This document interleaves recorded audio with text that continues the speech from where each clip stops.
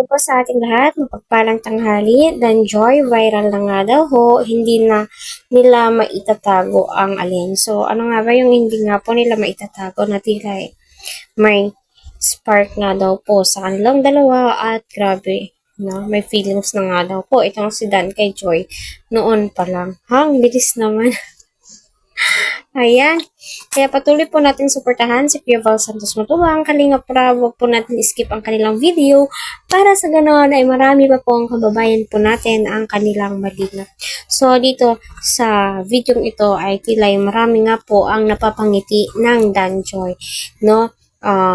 Umpisa pa lamang po ng kanyang video, intro pa lamang po, no, sa vlogs ni Kalingap Rab, ay hindi na po may aalis sa iyong mukha ang mga ngiti.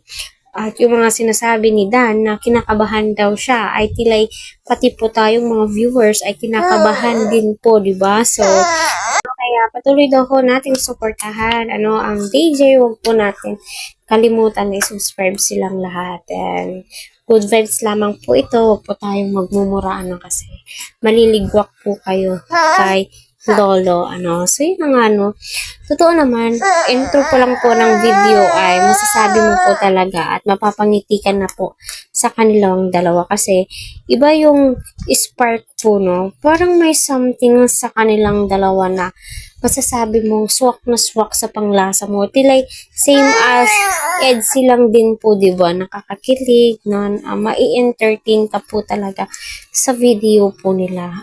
Asahan po natin, At sinasabi din po nila, na medyo aabot na nga daw sa million views ang Tambalang DJ. So napakaswerte po ni Joy. Kasi alam naman po natin lahat kung gaano kagastos ang nursing student. So kailangan po makipag-cooperate itong si Joy para sa kanyang future.